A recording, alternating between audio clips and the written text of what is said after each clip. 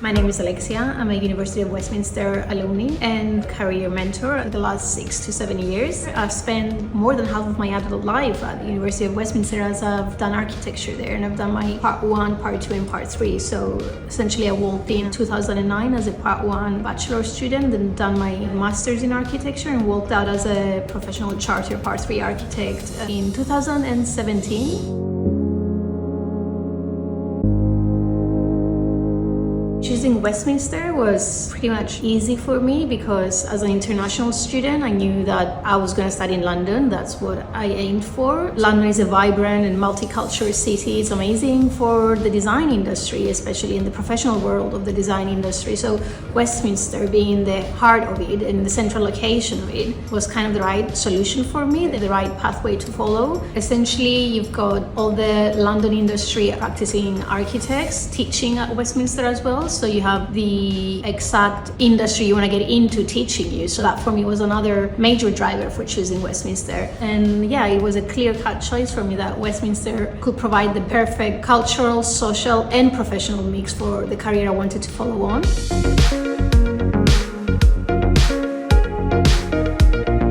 Spent most of my adult life in Westminster. That's like 8 years. I've made some of the most important friendships in my life at Westminster, and I've also made some of the most important professional connections at Westminster as well. So my student life there was pretty much amazing within the notion of what life of being a student is.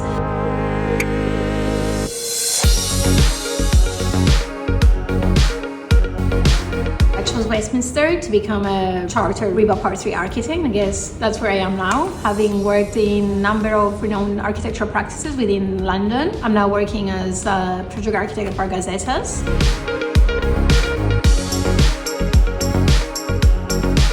I guess I do really love my job, and what I find fascinating about architecture is at uni you just believe architecture is just the drawing board, it's just your project, but then the real world is architecture is so much bigger than that. It's all about the collaboration between different trades. It's not just a matter of skills like software skills, it's a matter of communication skills, organizational skills. So for me it's an active profession and you need to be able to do so much more than what you just learn in uni.